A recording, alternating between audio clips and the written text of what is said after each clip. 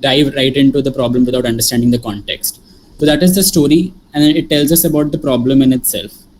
Then we're moving on to the puzzle. These are just simplified terms. The puzzle talks about the problem statement. We'll get into the problem statement in the next part of it.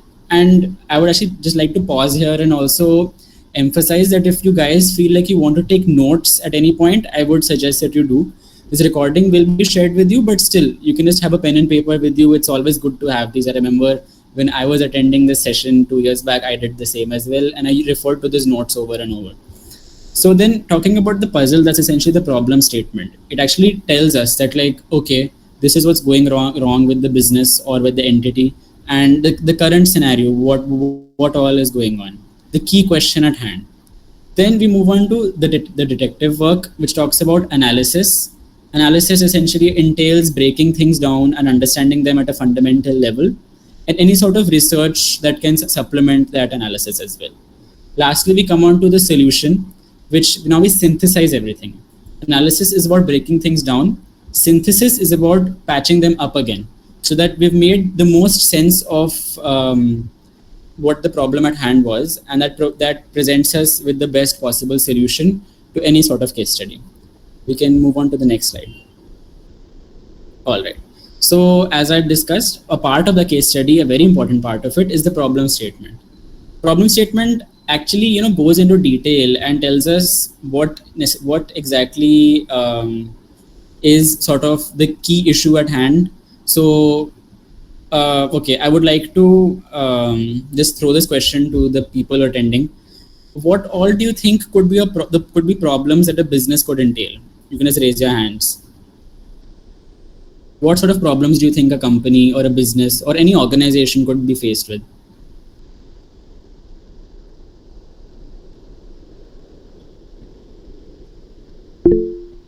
Yes, Gaurika. It might not be able to reach the right target audience that it hoped to reach. Right, makes sense. Yashi? Lack of funds. Perfect. Arman? Scaling up and growth. Perfect. Renu, what about you? It might be marketing strategy. Strategies, right. Shaurya? Declining market share. Wait, could you just repeat? Declining market share. Declining market share. Perfect. So we have a couple of answers. I mean, exactly what I was looking for. So, declining profits, lesser profit margins, market share, and okay, I mean, these are, I would say, like rather technical terms, and I'm really, impressed that, you already have a great idea of it, but it could be something as simple as like, mera maal bikh nahi raha. Like at like a granular level, if you talk about a product, for example, it could be something like as simple as biscuits. At a shopkeeper level, he could be like, yeah, this thing is not selling. So we can think of it as a very fundamental problem, and of course can sort of understand how that makes sense in the business context. Naman, if you could just mute yourself.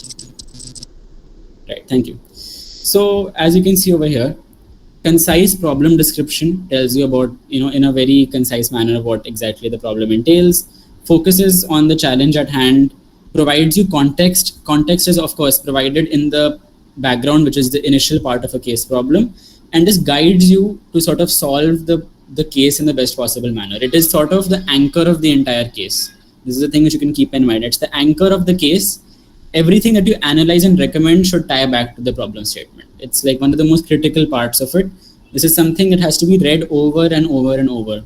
And like, as you can see, this is a screenshot which is attached from the case study, which was shared with all of you. And this is one of the most critical parts of the case. You can move on to the next slide.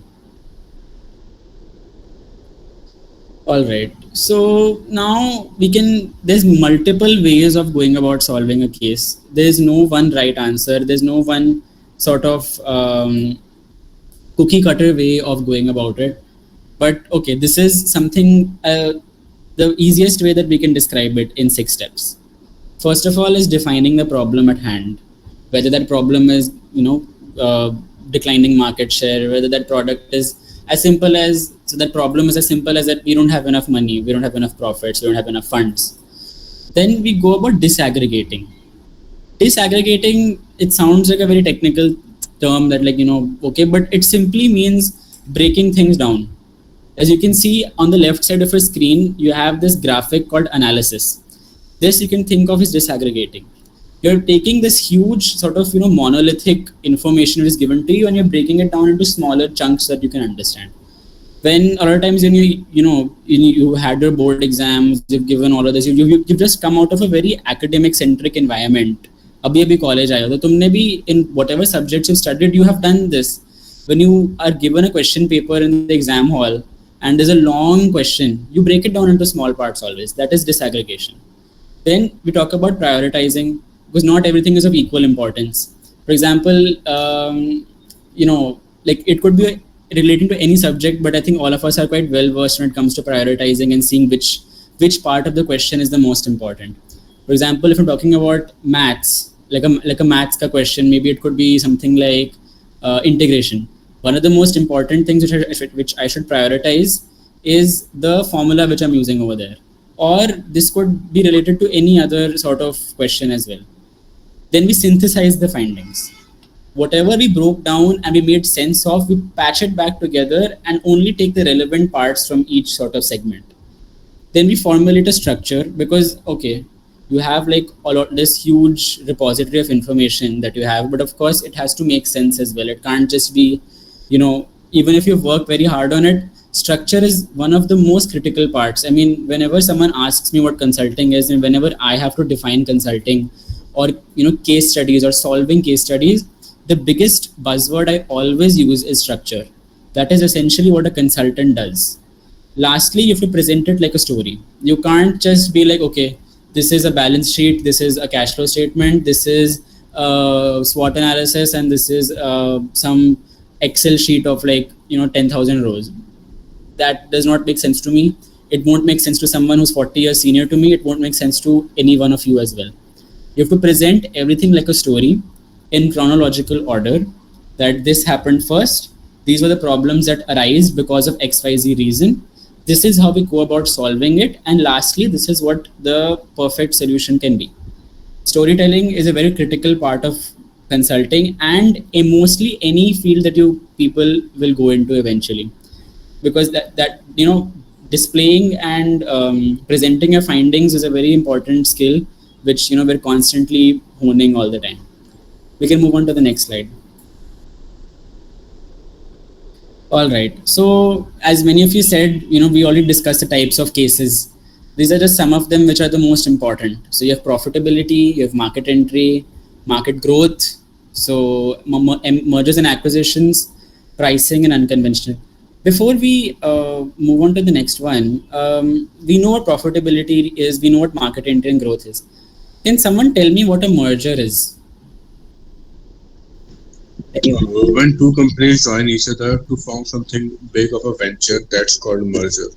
All right. Also, I would just suggest that you raise your hand, but that's fine. And can someone tell me what an acquisition is? Yes, Shaurya. Merger is when two companies join together to form a single unit. But, so basically, usme se one of the companies ka identity gets lost in that. An acquisition is when a bigger company sort of acquires a smaller one, and there are multiple sort of consideration that go into that. That is something that we discuss much further down the line. This is not even, we're talking about entry level cases, so we won't be discussing an M&A case, but all right, this is basically describing what those are. We can move on to the next one. All right. Yeah, I'll just take this up. What is EBITDA? What is EBITDA? Yeah, Ritika, you can take this up. Thank you. Cool. Hi everyone, I am Ritika Tyagi. I'm a second year BCom Honors student. We've discussed how do you break down a case problem, and that essentially means that you first break down the problem statement itself.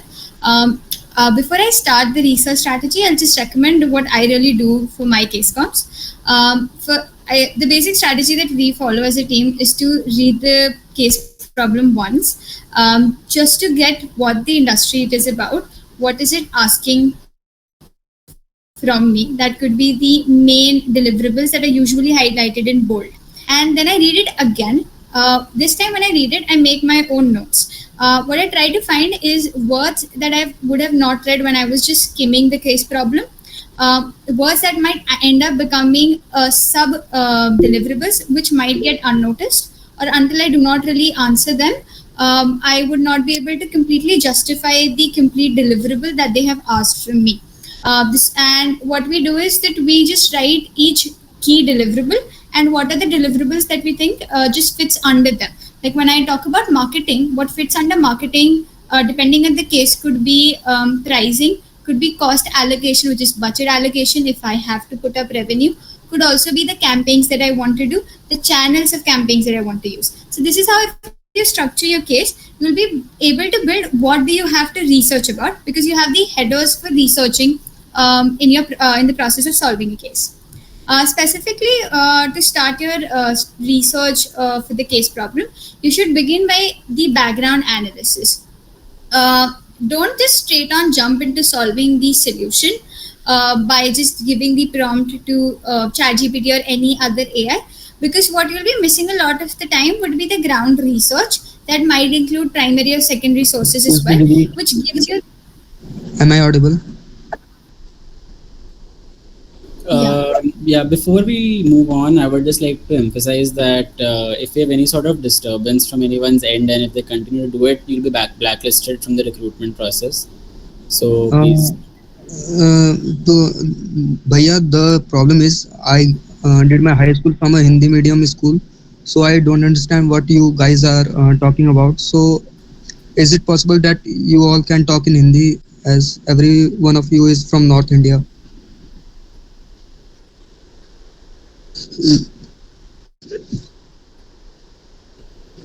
Ritika,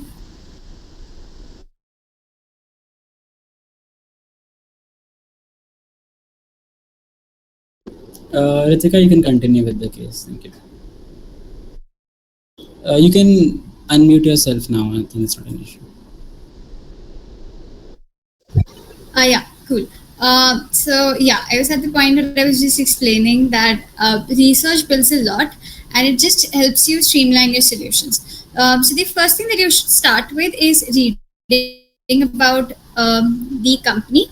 That includes what is their mission, what is their vision, so that you understand what the company is about, and that helps you create a big box when you're thinking about your solution, that you really can't go outside this boundary because it wouldn't align with the company or the industry around which the problem that has been given to you.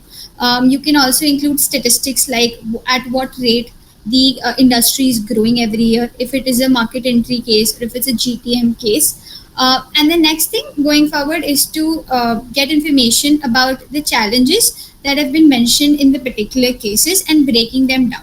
It could be identified while you're reading the case problem, while it is stated, or even when you do your research about the company and the deliverables, that they do want to shift into a product, but they have certain issues, that maybe there is an issue with their scaling partners, they do not have equal funds. So that creates a problem that you will have to solve in this case for whatever solution that you're giving to be plausible. How do you supplement the research is basically in two ways. You do a secondary research, that is that you read reports that have been already published. These are usually about any trends in a particular company that are being published by consultancy firms. And a quick hack to read such reports is basically going to Google and writing McKinsey plus whatever industry, for example, beauty plus industry plus report.pdf. In this way, you will be able to get all the PDFs that have been published by McKinsey, particularly about this industry, through the direct URL on Google, and that kind of gives you very niche specific reports that might not have gone if you just search that out without the plus signs. And the second part of the research is doing primary research. When you're building a case that, Smriti, can I just take this up after I complete? Thank you. Yeah, and the second part is the primary research, which is where you either reach out to people. This is through in the forms of surveys. You can even get on a call with a few POCs. We've personally just reached out to HRs if we had an HR case and we wanted to just talk to them about what they think about a solution or a particular problem to get perspective from the people who are actually the stakeholders, the consumers of the problem that you're solving or the industry towards which you're working. The second part is when you are sitting down and you've done all this research. Now you sit down to read the case, a potential solution. How do you get insights or inspo for a potential solution? Is reading up case studies of their competitors, if they have dealt with a similar issue and how did they work it out. Like I would say, if you want to streamline a company's working, Amul's cooperative is a very great formulation because they have something called as Amul cooperative hubs. So they basically serve as a center point between the milkman and the retailers and the wholesalers. So that helps standardize the processes. So such case studies, when you keep reading them, you get the gist or you get the inspiration for your potential solutions as well. One thing that you should keep in mind that whenever you're making a solution, that it is feasible, that it should be within the capabilities and aligning to what the company or the industry is about, so that you do not just go out of the boundary.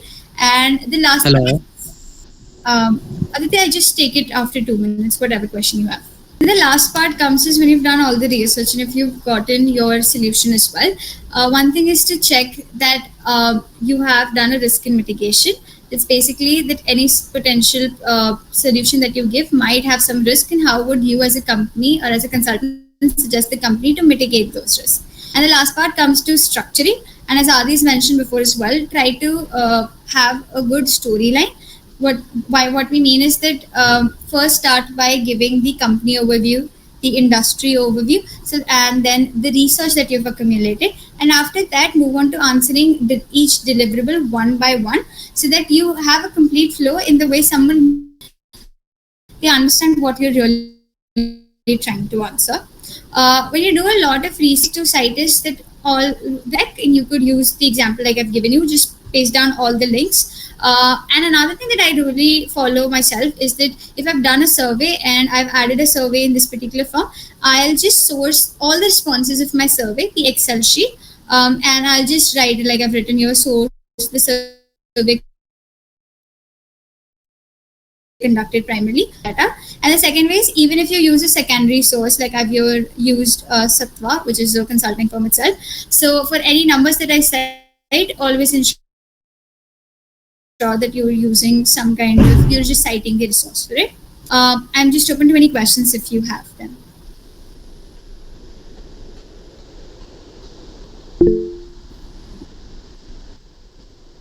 Yeah, Smriti, go ahead. Ma'am, you said that McKinsey thing. Can you just repeat that? I didn't hear it.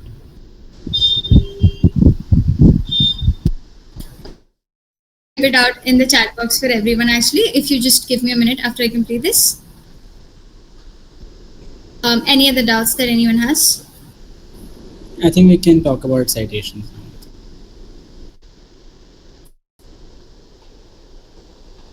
now. I cover citation. All right, yeah. So I think we can take most of the questions towards the end, but yeah, you can, Krishna. Can you please repeat the citation one more time? I can't clarify it. All right. Yeah, sure. Right. So citations, whenever you're doing a lot of research, you would read multiple articles or multiple reports. So you would just get the links. So ensure that you're basically pasting all of that in the last slide under the name like links, or you could also call it just like resources viewed, and then you just paste all of the links. Another method that I personally follow is that, for example, if I've done any survey, and I have added, like, just if you can see, I've added a couple of stick figures over here. That is part of my slide where I added the responses, listed down the source at the end. I'll just zoom in. No, I can't zoom in, sorry. Yeah, so I've just listed, I've just linked over here. If you can see my cursor, that's the source part. So that's actually a hyperlink. If you click on that, you'll go to my Excel sheet where all the responses have been attached. Same if I have taken any stats from a survey that is done by a external party, I just write reference from like whatever site that I have used it, so that it just puts credibility on the numbers that you're stating in your answer. Right. I mean, just to add on to that, to clarify, put it into even simpler terms, is that if you're putting information into your case deck, primary research is research you've done yourself, so it's fine. It's your own data. Any data, whether it's a number, it's a photo, it's a quotation, it's any kind of content which is not your own, it has to be cited. The source of it has to be specified at the end. I have got this from here. As Ritika has specified, if you have a statistic or a photo and in the slide itself, uski niche we can just add that this is a source, and then we can add the link. This is a survey, add anything of that sort. Yeah. We can move on to the next slide now.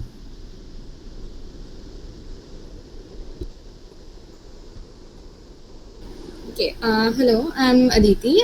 I'll be taking up this question, which is essentially.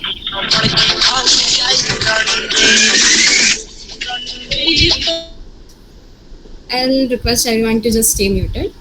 So now, once we have looked at how to go about the research process, let's see how to actually come up with the solution.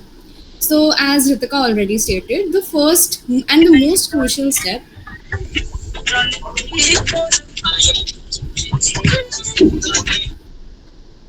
I'll continue. Yeah, the first and the most important step is to understand about the problem in depth. Because if you don't have a full grasp of what it is trying to say, you can't start with your research process effectively. And as also mentioned by her, please don't make the mistake of just uploading the case problem to GPT and be like, "Ye solution de do." It comes up with horrible stuff which you should not ideally be using at all. So I would suggest that once after you go through the case problem, just an overview, keep on highlighting or writing down the important things, the deliverables, so that it is ingrained in your head that what you actually have to go about. So once you have done that, it will automatically, you'll understand that what are the points that I need to research on, right? And as in, the process of the research was explained by Ritika, what you can do is, once you've opened every site, it may not be that you'll find something relevant everywhere, but whenever you do, maintain a doc, like a very detailed doc, where you copy paste everything that you think that might be useful. Now, this is a very preliminary stage. So you might have like 60-70 pages of the document, but you won't be ending up using all of it. So the next step is very important, that you have to structure and organize the data that you have collected, right? So everything won't be as important. Everything does not need to be on the deck. It is for your own understanding, to understand what the problem is all about. So here you have to really structure and organize your slides and the content that you want to actually portray. So like we always start with a basic overview of the market and an understanding about the organization, because it kind of shows that you have a hold on what you're supposed to do. So if a company, suppose it wants to expand into a new product line, but they are not sure if they want to, so the first step that you need to see is that sector where they want to expand into, if it is worth doing that. So for that, you need to analyze what the market conditions are for that sector. You need to look at the growth rate, what the competitors are doing and how they are doing it. So after an overview of the market and a basic understanding of the corporate, the organization, how they work, you need to go into the next important thing, which is the competitors. It is very important to understand how they are working, because they are already established. They are at a similar position. So you need to figure out how you will differentiate from them. So look at what they are doing, how they are doing it. More importantly, what they are doing that we aren't, and what we have that they don't. Those will be the standout points for the organization. So after you have these basic things will be applicable for almost all of the case problems that you will come across. So once you have them ready, you can go over to the next things, like researching in depth about the specific deliverables that the case asks you to. Now, one more very important thing, which is the third and fourth point here. It is okay, you can have a very good understanding of the topic, you can have actually really good solutions, but it won't create the same impact if you can't showcase it. Presentation is very important. How you can communicate a lot of information in a structured and concise manner to the audience.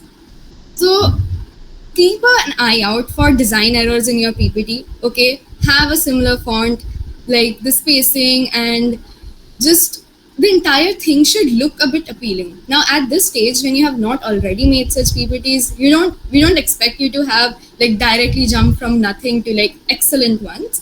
But these are a few things, like your PPT should not have very, very visible formatting errors, right?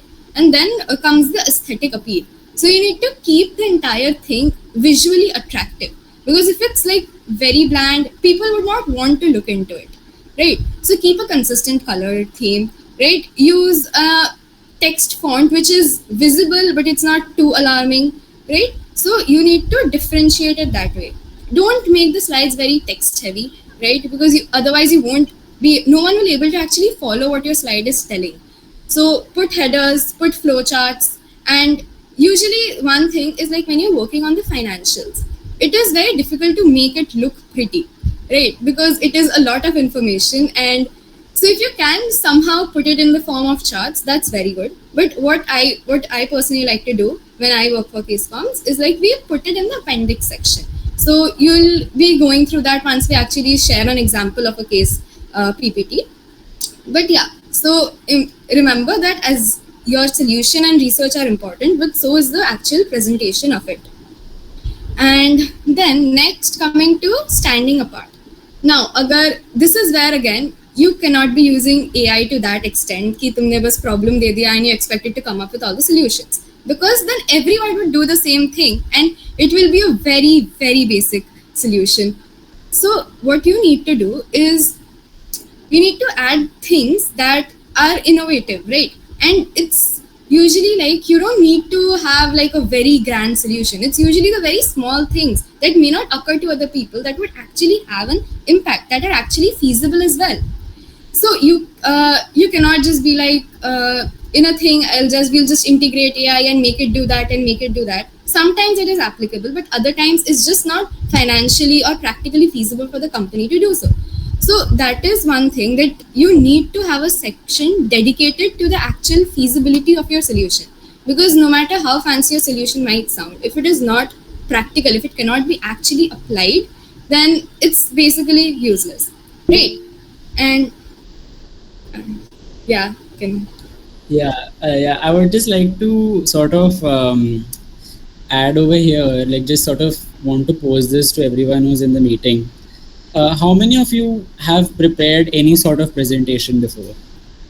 It was like a raise of hand. And could you just put in the chat box for me what all softwares you've used? So that could be PowerPoint, that could be slides, could be something else. I would just like to see that in the chat. Canva, right. So alarming number of Canva I'm seeing over here. I mean, all right, that's good. Canva, PowerPoint, great, nice. Yeah, so you must be familiar, I think, with like the basics of a PPT. We've made a lot of them for school. For like, if you remember, at least in CBSE, we used to have an art integrated learning these projects as well, and uske liye bhi banaye hue, and for actually a lot of different things. You must be familiar with what these presentation softwares do. But when we are sort of transitioning, college sort of marks that period where you're transitioning from those very basic PPTs to much more professional and concise ones. So things like adding too much word art, too many gradients, too many colors is not ideal. You can take this presentation itself as an example of a PPT that you should be going towards. It's concise. It tells you about, what exactly we're talking about.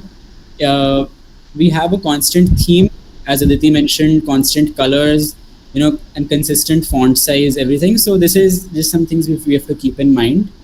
And I guess if we've covered everything about the case solution, I guess we can move on to the next one. Just a little bit. Yeah. Okay. So, it is always good to have in your first slide a very concise summary of the entire thing that you are presenting. right? So you can have the market overview, you can have a little bit of the competitors analysis. And one thing that really sets you apart, gives an overview of the entire solution, is you can create a hypothesis. That is basically like that you have identified what the actual problems are, and you, in a very brief, you can indicate about the direction that you want to pursue it in, right? And another thing is like frameworks. Using consulting frameworks is actually very helpful to get a deep understanding of the topic. Now, I personally don't like using a lot of frameworks in the actual PPT. It's good to have done the frameworks to gain ki, acha, theek hai, I have an understanding ki these are the factors that are influencing it, and that can give a direction to where my solution should lead, right? But it is always good to have a few of them up there to show that you have actually done the work.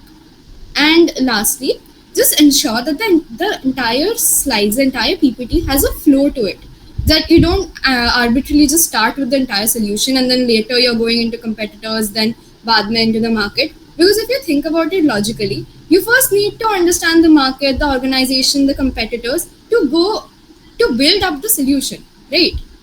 So it is very important to add, like, ekdam at the starting, have like the current scenario, understand what it is, what are the factors that are influencing the problem, what are the problems that the organization is facing, and what is the background that all of it is based on. Then once you have established all that, you can then go on to create the solution in a way that makes logical sense. Okay, and if you have any questions about it, you can ask, otherwise we can continue on to the next slide. Let's reserve the questions for the end. Okay, Let's just move on with the presentation. So we can move on to the next slide now, Ritika.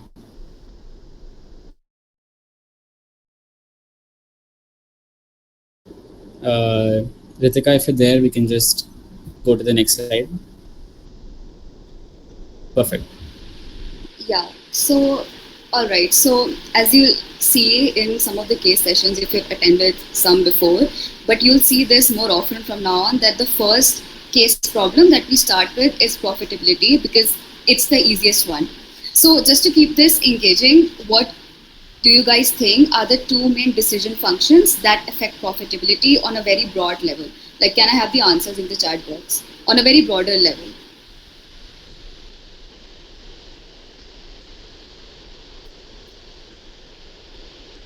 Yeah, sales, revenue and cost. Yes, cost. All right, yes. Ritika, can you move to the next slide? Yeah, so it's very obvious that whenever we are trying to maximize profit, the very first step is to diagnose whether the problem lies in revenue or in costs, right? That's why just to like this section is so important. And I'll tell you further how we can think more along the lines of, okay, so if revenue is dropping, then what are the key considerations I have to take into account while proposing a solution? But just to like still build on this flowchart, so okay, let's come to revenue first. So what do you guys think we can calculate revenue? Like a very simple formula.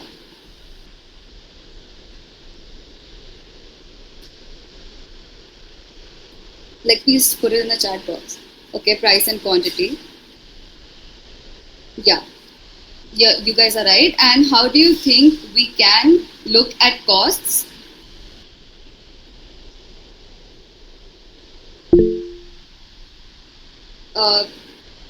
Yeah, fixed and variable, right? So, okay, so when we are thinking about both of these things, right? So it's really important to first look at whether the problem is from the revenue side or the cost side, and then we can build further onto our decision levers and then propose a solution. Ritika, can you please move to the next slide? All right. So, okay. So I'll just take you through it very briefly. So first question we ask is whether we have a revenue problem or a cost problem. So if revenue is dropping, our first instinct should be to ask, is this because we are selling less or because we're selling at lower prices?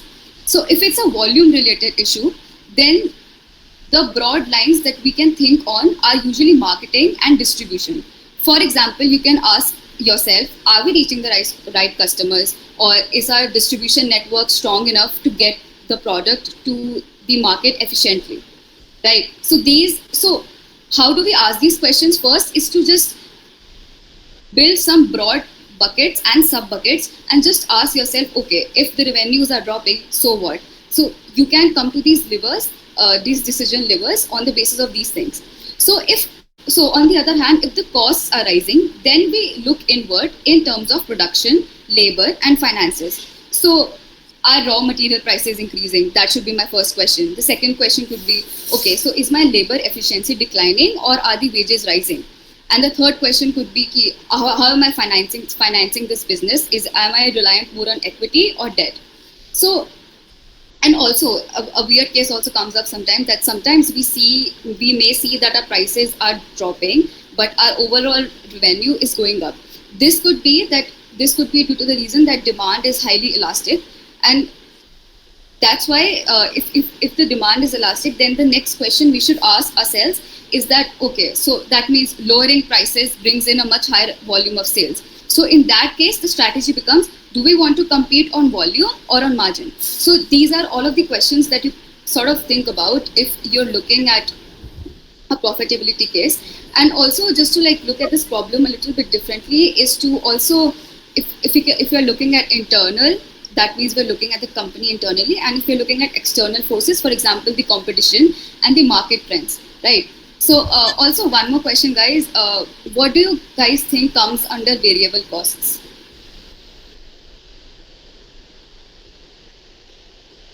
Like, just like, you can be, okay, raw material. Also, I'm seeing a lot of economics, my macroeconomics ki books, direct PVC, AVC. I don't know what. We want more practical answers. We love that you're still in touch with the academic side of things, but let's talk about, more practical sense. What are we talking about? कि कौन सी cost है जो depend करती है company के production के ऊपर, उनकी नीड्स के ऊपर? Labour cost, okay, yes. Raw materials, yes. Okay, so just to think about it, like बहुत ही simple terms में, it's direct labor, materials, and maybe it's the supplier side as well. And what do you guys think comes under the fixed cost? And बहुत practically बताना. No jargon, please. Okay, land and machines. Yes. Rent, land.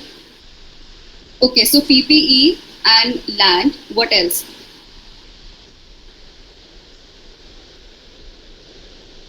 Oh, they are going into cost accounting, manager salary, okay.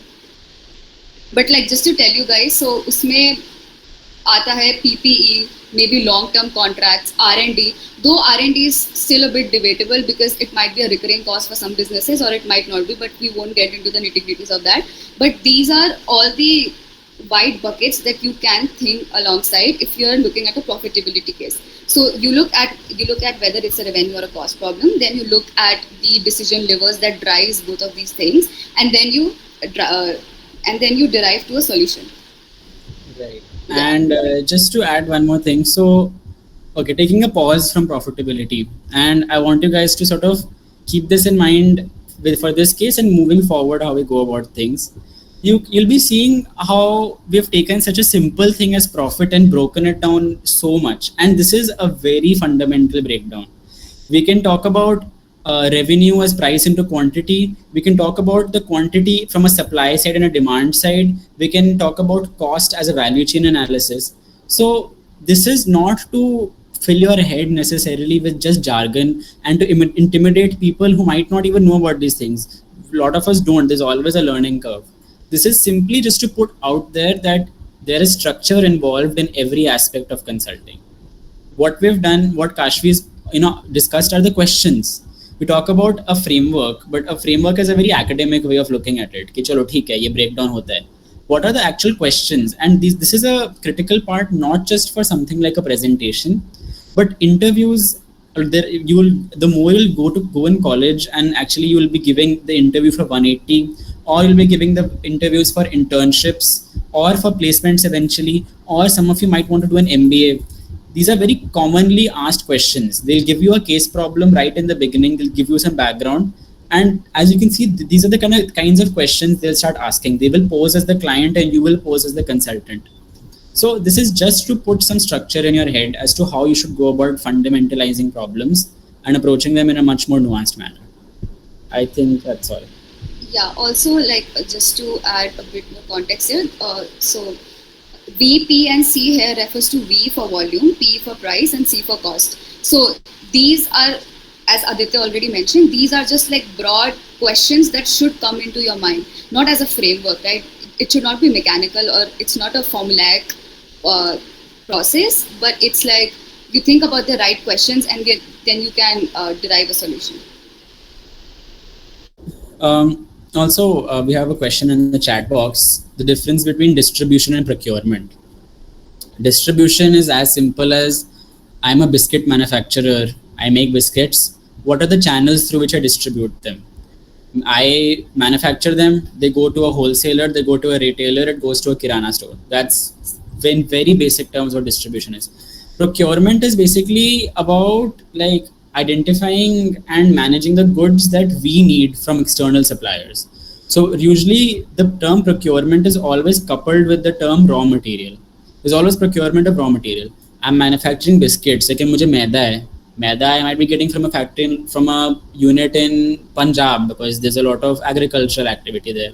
Or I might be getting the eggs from maybe some other part. So that is talking about procurement. Procurement is bringing things in. Distribution is sending things out. They're different ends of the supply chain. You can think of it in that sense. I think Kashvi, if we've covered everything in this slide, we could move on. Yeah.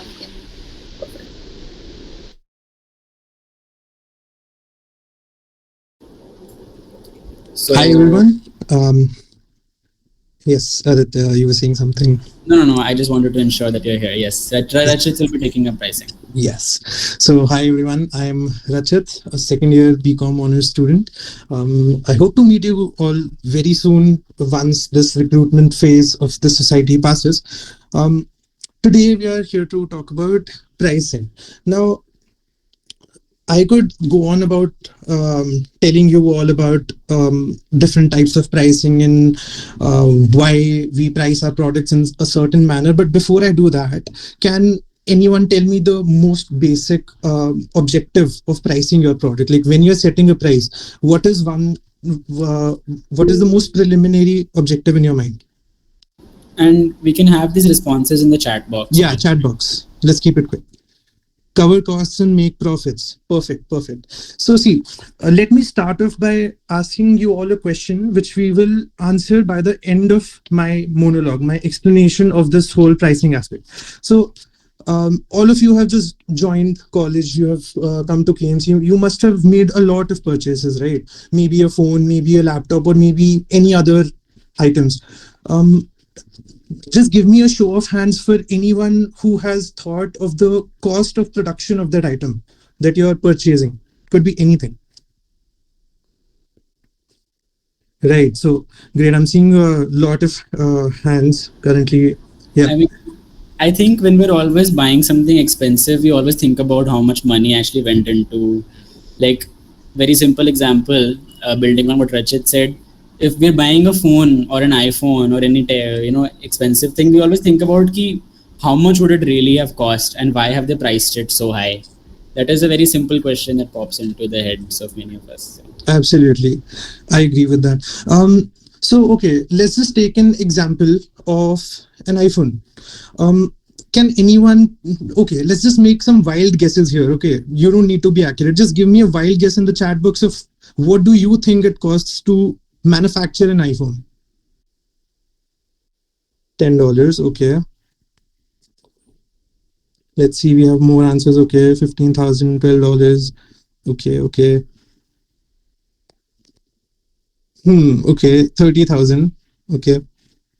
Nice. Okay, so see, there is a wide variety of answers, and I think this wide variety that we're seeing, someone just typed 500. So from 500 to 40,000, we have answers in this range. Why do we have such a great disparity in this range? It's because the product that we are talking about, it is actually priced at such a premium that sometimes it is difficult for us to comprehend why it is priced like that, or what is even the cost of production. See, so the cost of production that I was able to look up on the web through some of the data that I could find was somewhere around 30 to 34,000, right? So this brings me to the first type of pricing strategies that we're talking about. Now, see, whenever we are talking about any pricing strategy, we do not take them individually. When we are solving cases, we talk about them in a mixture. We have to take some things from each and every one. We cannot stick to a single one.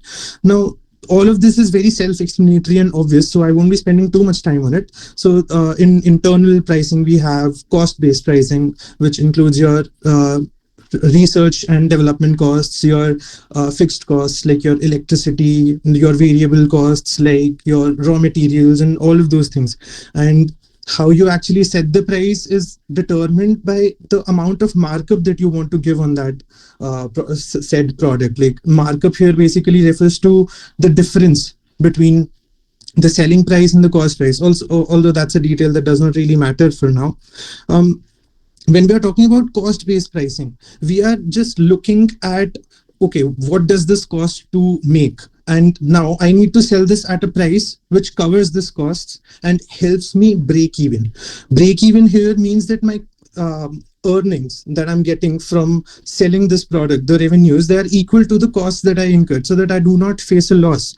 And another term, which I think you all should know of, that we are seeing on the screen, is payback period. Payback period refers to the amount of time that it takes for a product to generate an equal amount of return, which was spent while it was being produced and sold. So basically, whatever investment you make into producing and selling a product, the time period which it takes for that product to get you that investment back, that is what is meant by payback period. For cases and for businesses where we are usually talking about a new product, which is, say, for example, something very innovative, not currently in the market, cost-based pricing is usually the first thing that pops up into the head, because there are usually no competitors here. When we have a solely new product, our initial goal is to test out the product in the market and check out whether it actually fits the product and what are the pricings that we can consider. So these are some of the things that we look at. However, when we get to deal with certain cases where the industries are common, where the products are already existing, that is where we talk about external pricing. Now here, first we see competitive pricing. Now, of course, when we are talking about competitive pricing, we have to look outwards at industry benchmarks, the standards, what are the markups of the industry, what is the margin, general margin of the industry, and accordingly we try to position our product. Say, for example, let's just take an example of Kamla Nagar, Delhi. Okay, you guys are all staying nearby. All of you must have purchased a simple glass of cold coffee. Usually, from my experience, it costs somewhere between 60 to 70 rupees. Now, if you were to open a fancy outlet and then charge, say, 200 or 300 rupees for a cup of coffee in a locality that offers it for around 60 to 70 rupees, it would basically bring you almost zero sales. So, considering your locality and your competition where you are, that is very important when we are talking about external and competitive pricing. Lastly, very quickly, value-based pricing. I think this is the most interesting one. It basically means that when we are putting out a product, we have to analyze what is the actual perceived value of that product to customers. Say, for example, if I am buying a phone, I might think that, oh, if this phone is costing me 50,000 rupees, it is not at all that valuable to me. I should not spend so much money on a product like that, which I can basically get for 20, 25,000.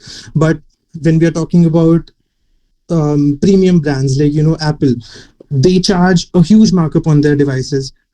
Why? This is primarily because the perceived value of those products to the consumers is positioned at a very wide variety. There is a very big difference in that. Whenever in cases we are talking about unique offerings and premium brands, this is where we talk about value-based pricing. So now, wrapping this up, can someone now give me the answer to the question that I asked in the beginning? Why do you think Apple... my question was, why?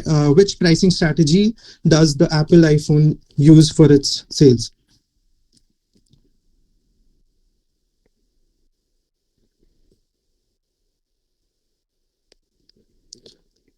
Fair enough. Fair enough. Yeah. You all are right. I see a lot of answers that say value based pricing, which would be the correct answer. However, just to reiterate, whenever we are talking about this in cases, we do not take any of these factors in individuality. We talk about a mixture of them. So that's it from my side. Thank you for your time. Let's move on to the next slide. All right, I'll take up this portion. Next slide, please.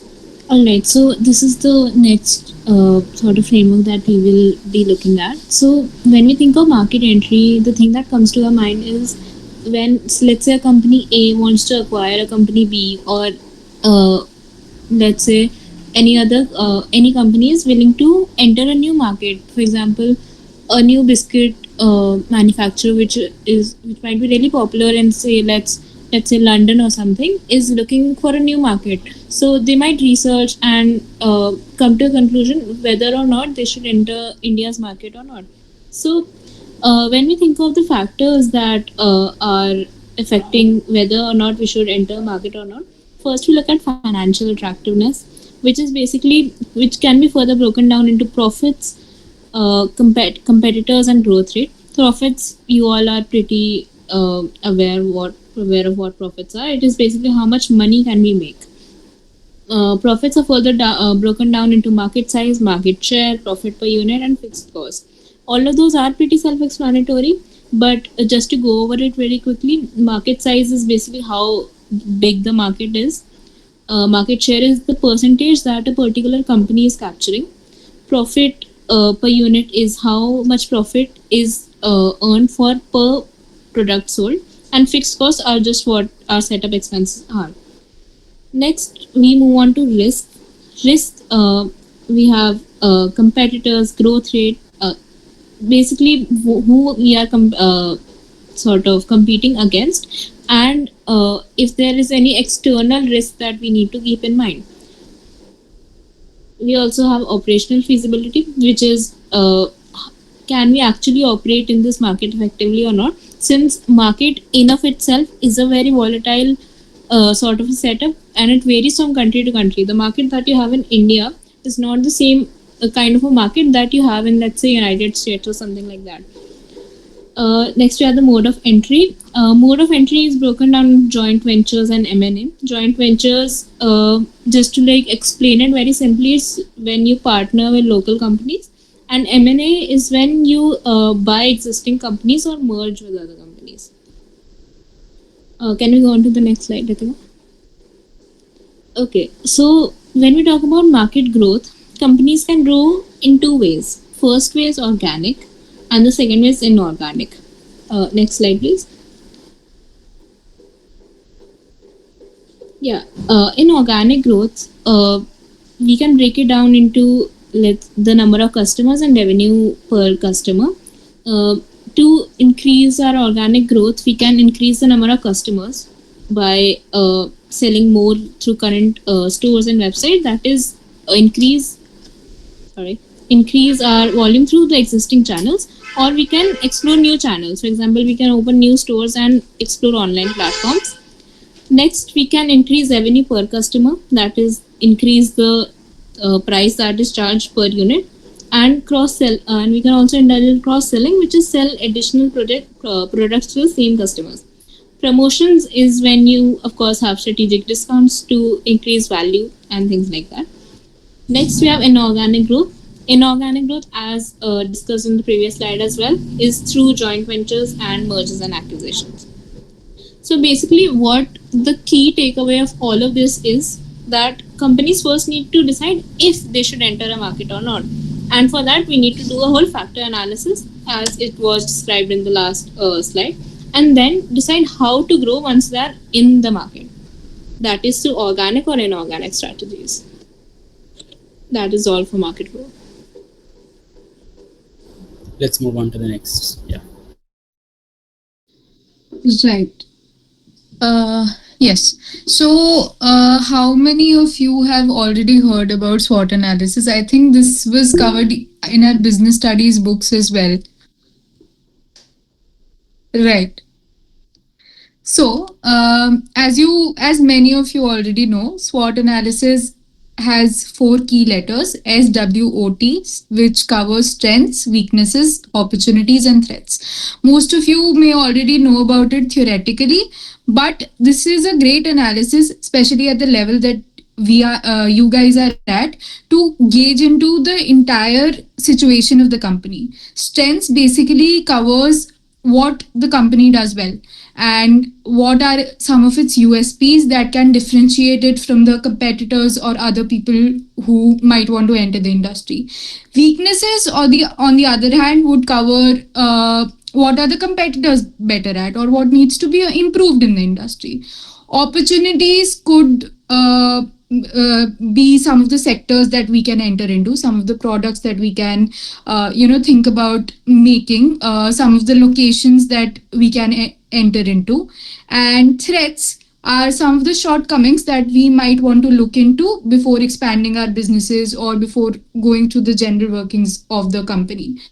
And SWOT analysis basically is one of the most basic frameworks of consulting. Honestly, it's a question that you can expect in your interview rounds as well. You can be asked to do a SWOT analysis about anything and everything, from a random pen to even about yourself.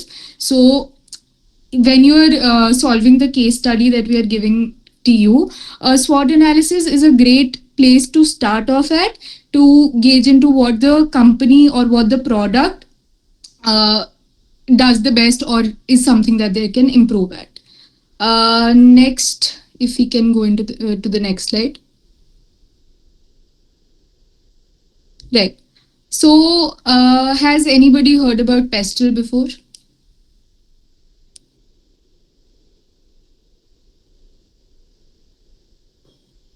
This you might relate to a chapter called Business Environment. I don't want to bring up the BST book because there's a lot of people who have not covered those subjects, but we sort of talk about the externalities. This is pretty much it. Yeah.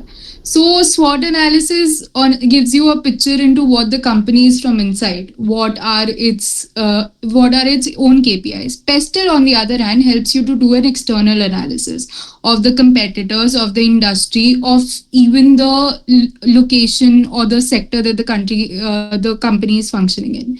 So it again has 6 letters: PESTLE. P stands for political, which includes any of the government rulings, any of the foreign trade policies, internal policies.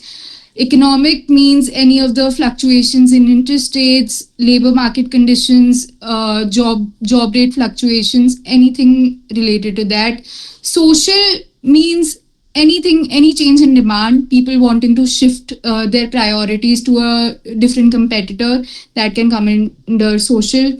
Technological refers to any sort of technology, any sort of new ways of going about the business, new communication techniques, AI, all of that comes into technological. Then if we go into environmental, it is basically anything related to sustainability that you would look into, the footprint that the company is generating, the pollution, the waste material, all of that goes into environmental. And legal factors are basically just the standards that the company is expected to work by and related to labeling, product safety, anything related to the equal opportunities of the labors that they're working with. So if you want to gauge into the external factors that the company is being affected by, PESTLE is a great analysis that you can start off with. There are many other analyses as well, but right now we just wanted to cover the 2 major ones that you can use in your PPTs. If you want, if we progress further, we can cover a lot more analysis later, but for right now, I think this is enough.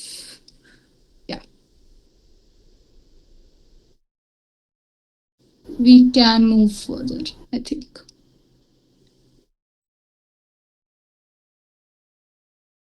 All right. So now, before we move on to the questions, since we've just been sort of talking for the past half an hour, 40 minutes, and just been sort of filling your heads with as much information, we feel like the most practical way of you actually understanding what is in a way expected of you to do, what you think you will be doing going forward, not just for this, but for case competitions, for other case submissions. We have so we are going to be demonstrating an actual live solution of a case problem and how it is presented. So Aditi is going to walk us through the problem statement, and then Kunal and Moksh are going to actually present live what a presentation of a case looks like. Right. Okay. So I'll just share the case problem.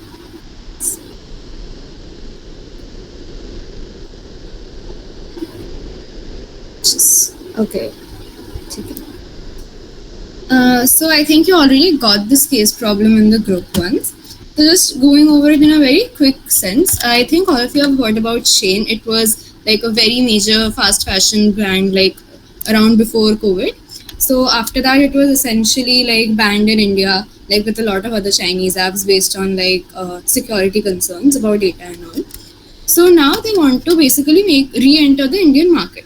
So they have like listed out a few of the challenges that they are facing in this. So a few of them we are not going to put a lot of focus on right now because they are a bit more complicated. But in general, firstly, they are looking at the competition because the Indian fashion e-commerce is like very crowded. You have Myntra, Ajio, etc. So like, how can Shein like differentiate and put itself out there? Then you have like also shifting like consumer preferences because they are like an Indian audience. They would might have certain preferences towards like regional styles, like Indian traditional wear or festive wear, and like maybe inclusive sizing. So Shein also needs to tackle and address those issues. And another thing that we'll be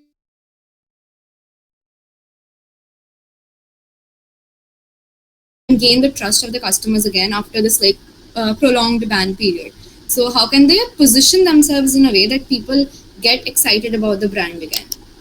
So that is basically just in a very short overview of the problem. So basically you just need to create a marketing and go-to-market strategy for this. So I'm assuming you all might have gone through the problem once like before, so I'm not going to spend a lot of time on it. I think Moksh and Kunal can take over. Yeah, just a sec before, wait, Ritika, could you just present the problem statement once more? I would just like to discuss.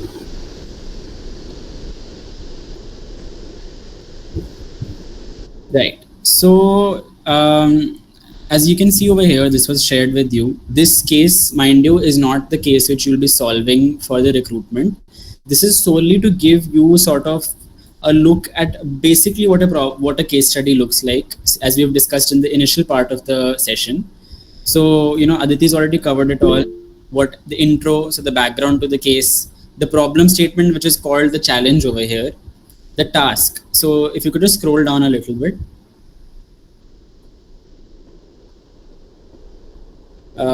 Right. So we can see over here the term deliverables. This is a very common terminology that consultants use a lot. A deliverable is basically any kind of task which we are fulfilling and then presenting or delivering to our client. Over here, we aren't really talking about clients. These are all hypothetical cases, or they could be real life cases as well, but we're usually presenting them to a panel of judges if it's in a case competition.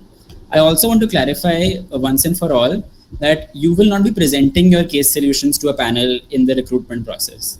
You are just going to be making the best possible tech you can from all the insights you've gathered here today. This session will be uploaded live. So it will be uploaded on YouTube as well. So you can refer to that, and you just have to submit it to us. If you clear it and make it to the interview round, we may ask you to present it if we feel like it's necessary. But yeah, this is pretty much sort of given us a great outline as to what a case study is. I think now Kunal and Moksh, the stage is yours. Hello, good evening everyone. I am Kunal Agarwal, currently a second year at Keruriman College, pursuing BCom honors. And I am Moksh Kapoor. I am pursuing economics honors. We will shortly walk you through this case, which is from a case competition at NIT Trichy. The next slide, please. Also, although I first wanted to ask you all about your thoughts on this case study, due to time constraint, I will stick to explaining our solution directly. So before jumping onto the solution, I will first explain the framework which we created to solve this case. This framework involved dividing the problem into smaller logical segments, where we first start with the current scenario analysis, followed by brand overview, reputation strategy, JTM, and finally the appendix. First, we analyze the clothing market in India, as you can see in the top left corner, with key figures such as current and future market value and a competitive landscape analysis involving analyzing major players like Myntra, H&M, Ajio. Next, we do an analysis of key industry and the trends influencing the industry, like focus on ethical fashion and AI-driven trend. Next, we have our hypothesis, which is a crucial base for any solution. And hypothesis means a testable assumption about cause and effect. Though this may sound complex, I will try to explain it to you with the help of an example. Suppose a shop lowers its price, then more customers will buy the product.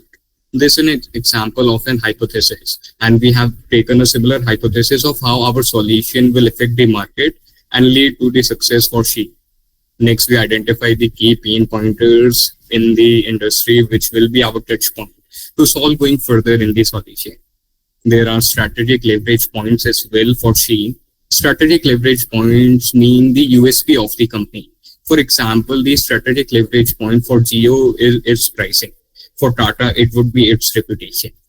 Finally, we break down the deliverables mentioned in the case problem into 4 main issues, which are mentioned in this slide.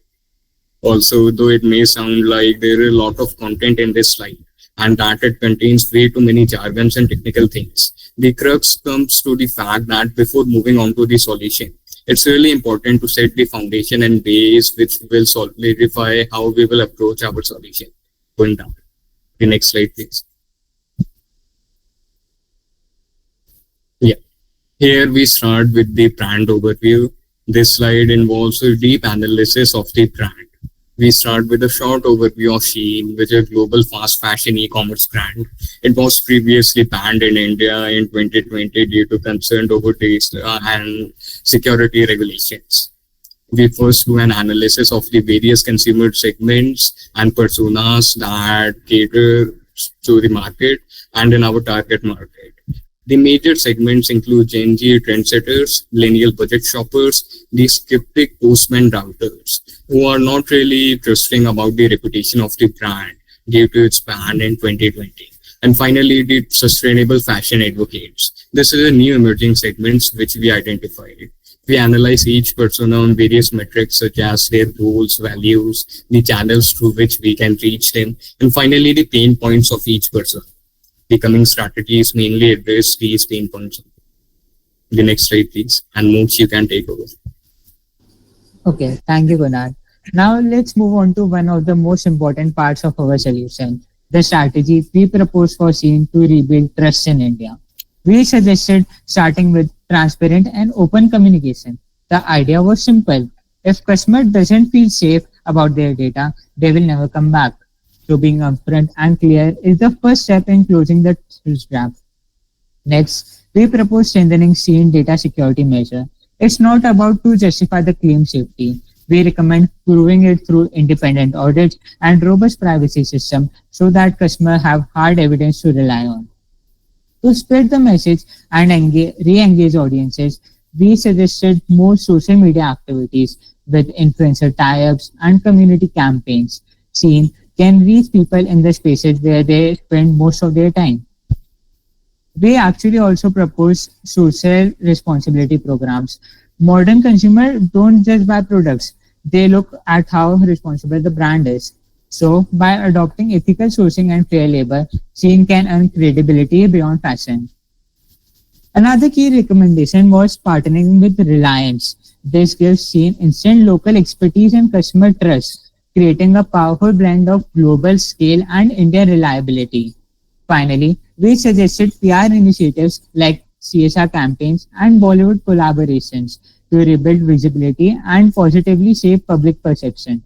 So overall, our proposal wasn't just about sales. It's about reputation, trust, and making Shein a brand Indians would believe in. Next slide, please. Hello, Ritika. Yeah. Thank you, Moj. Now, this is the major part of the solution, which either makes or breaks it. As Aditya emphasized earlier, the main focus lies in providing a structure to the solution.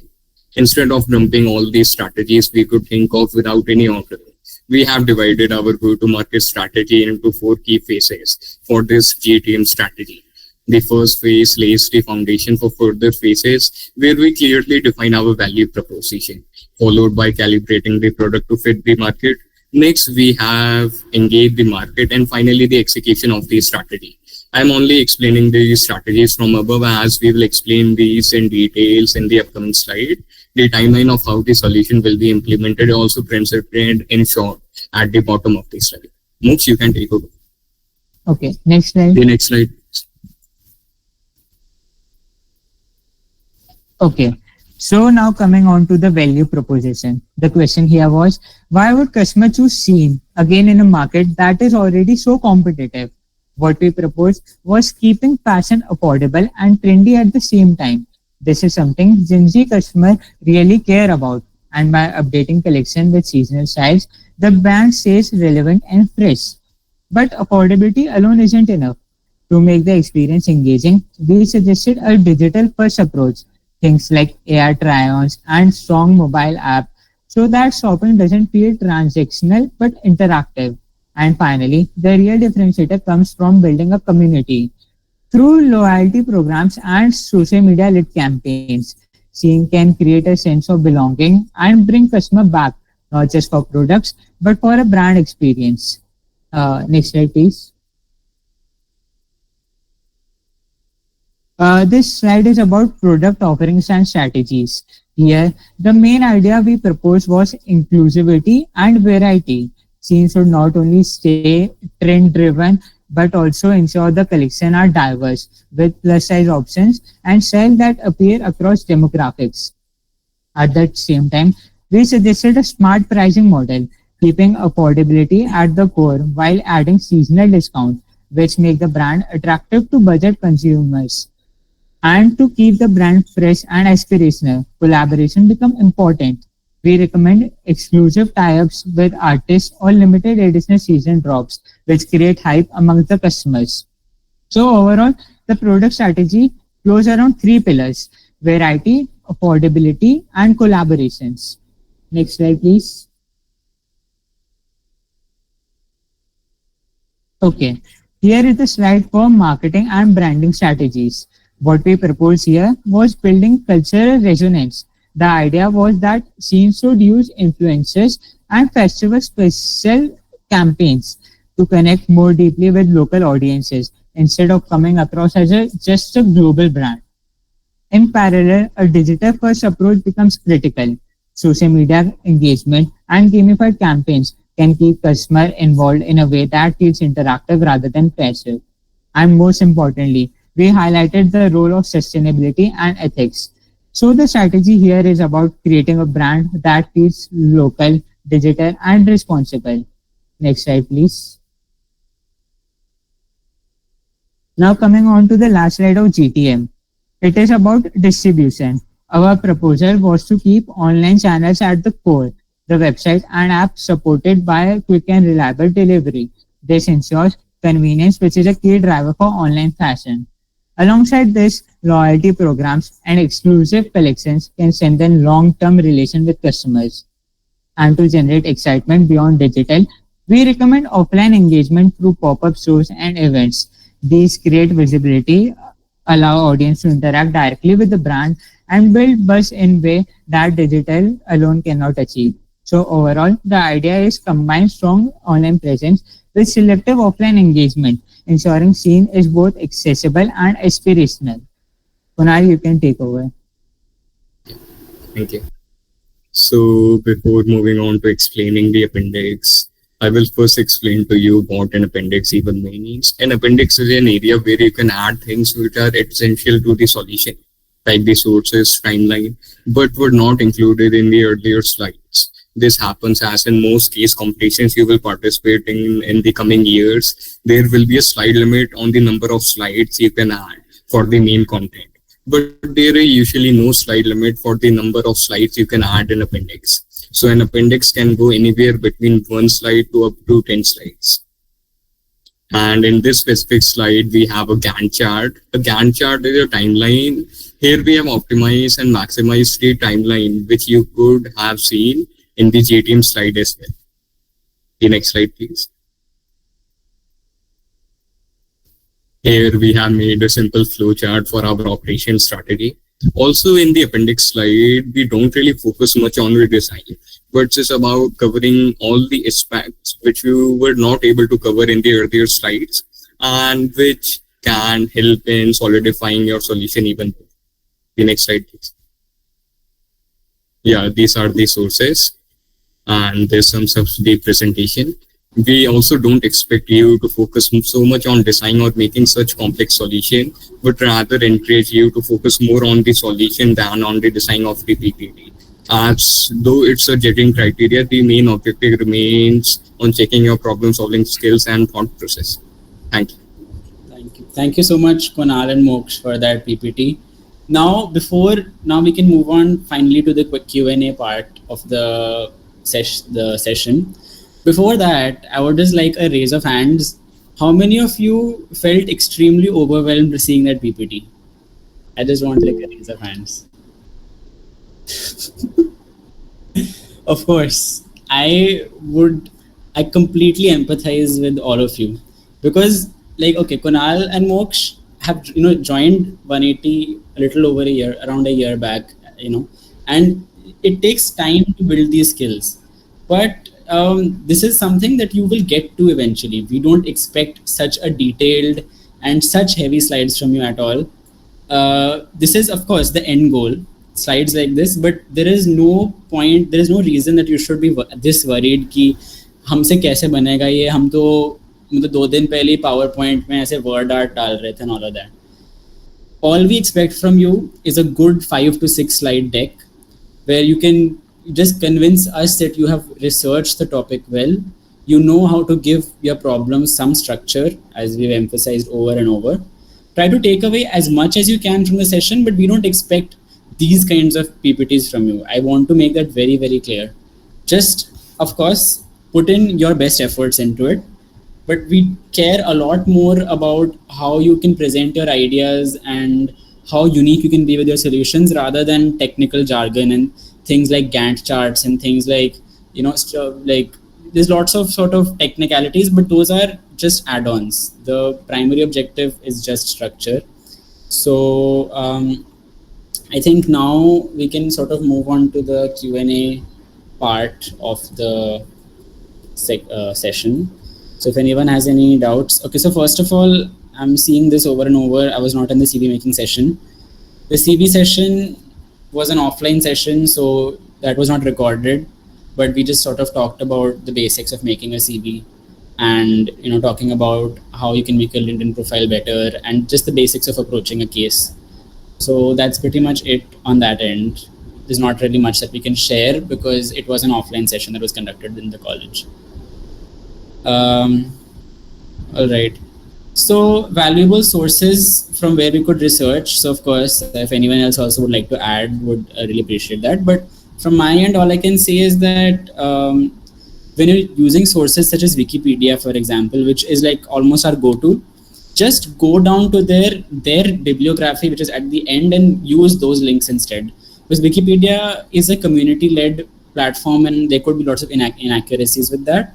But so you can do your research from, of course, Google is great. I mean, that is like the holy grail. Just try to refer to, you can find PDFs of books as well. So if you want to understand a fundamental concept, you can do that. Other than that, to just verify that you should verify from 1 or 2 different places if you're using a statistic. If it's a number, for example, 50% of people use Shein in India, you should verify that from 1 or 2 different sources because these numbers can vary drastically. Okay, I think we can actually take questions orally as well. So you guys can raise your hands. Yeah. So yes, Himanshu, you have any questions?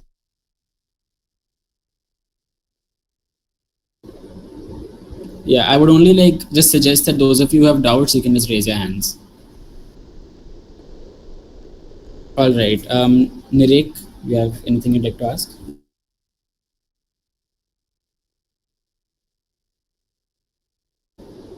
Renu? Yeah, I was asking that where do we have to upload the PPT, the presentation?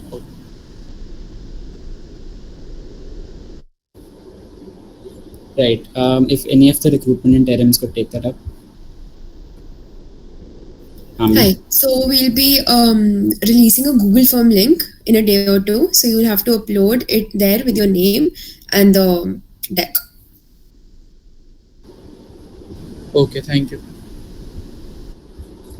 Yeah. Kripa?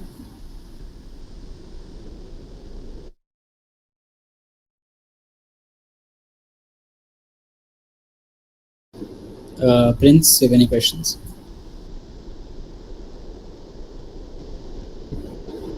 Gorika?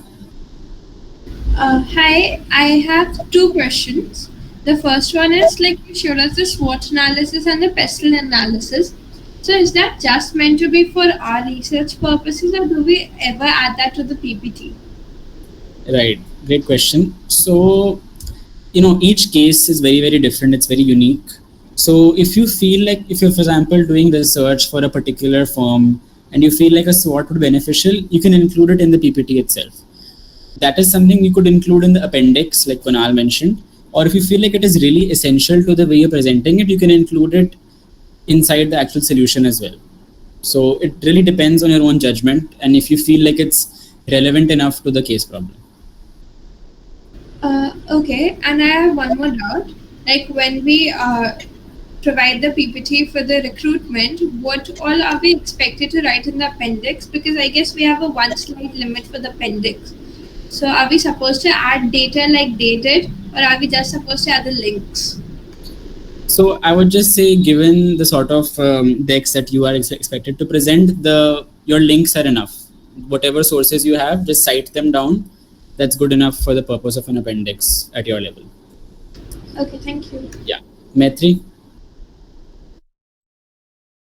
Yeah, so I joined the meeting a bit late and I have a doubt key in messages you had written key we have to, the hydro case study is the one we'll be expected to solve for the recruitment process. Can you tell me a bit on it? Because I'm only aware about the Sheen's case study, not of the hydro.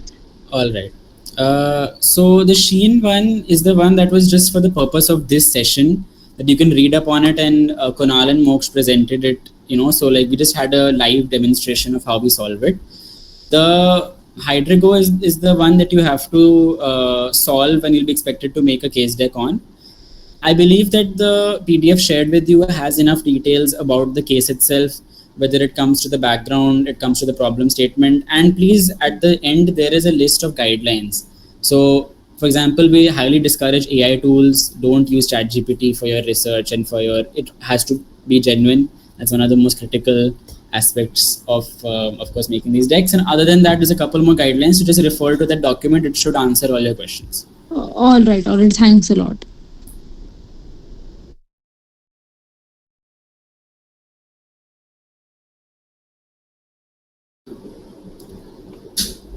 Yes, I don't want to butcher your name, but Trambak, if you could. Don't worry, you pronounced it perfectly.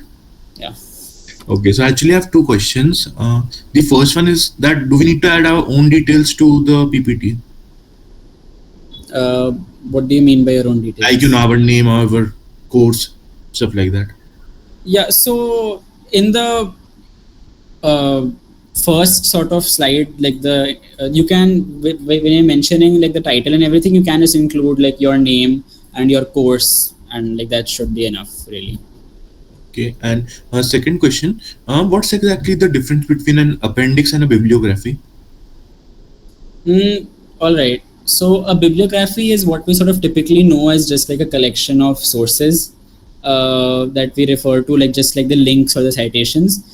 An appendix is a little bit more, I would say, comprehensive, because like we actually can attach screenshots from papers that we feel are relevant. Like we had presented, in the solution when Kunal was presenting it, we saw that there was a Gantt chart as well. That won't come under a bibliography, but it would come under an appendix.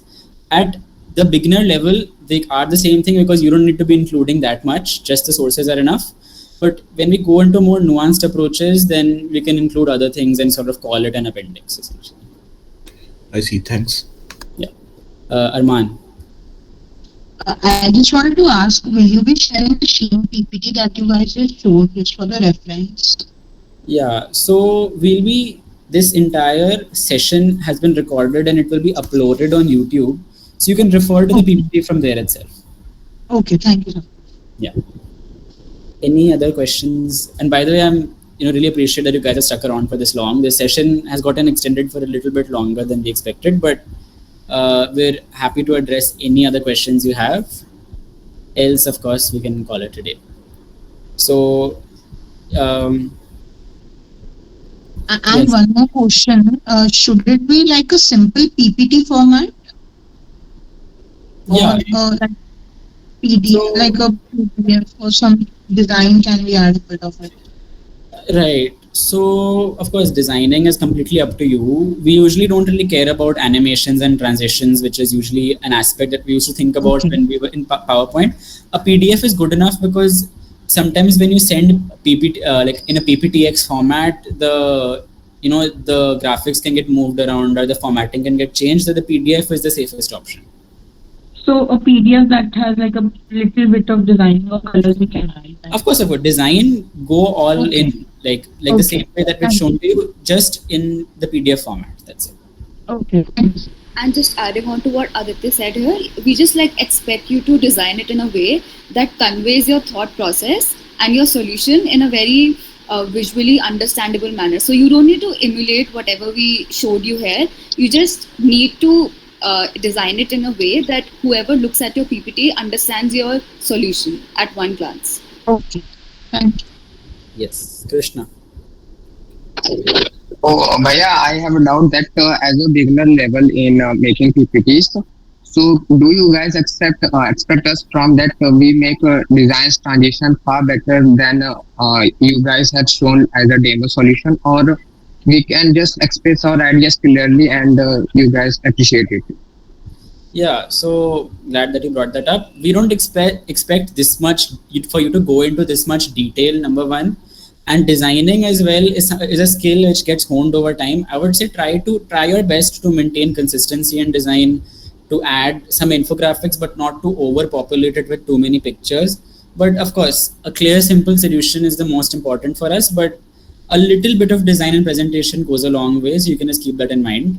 We don't expect you to necessarily come up to the same level of the PPT that was shown to you right now.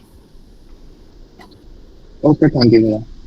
Right. Just to add to that, in the PPT that was shown by Kunal and Mox, you would have seen a lot of icons. So there's this one website that you can use for that if you guys want to. It's called Flat Icons. You'll get all the possible icons that you'd want, and that can really increase the aesthetic sense of your PPT in a very easy and simple manner.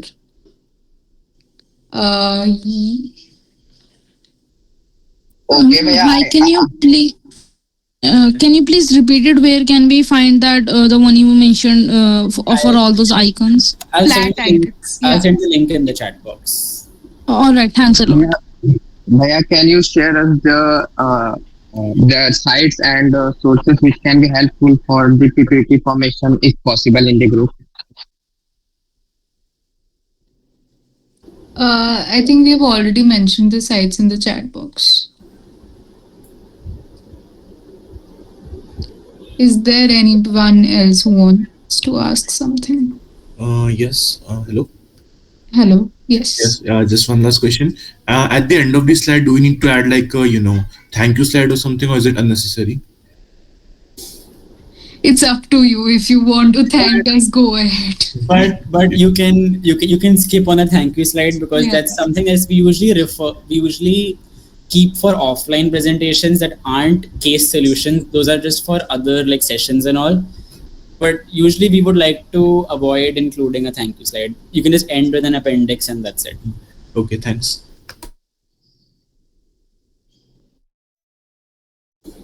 Given that we don't have any more questions, I think let's call it a day. It's been a long day for all of us. And I think if we have no more questions, you guys can leave. Thank you so much for joining, and we'll be in touch very soon. All the best for your recruitment process ahead. We hope to see you very soon.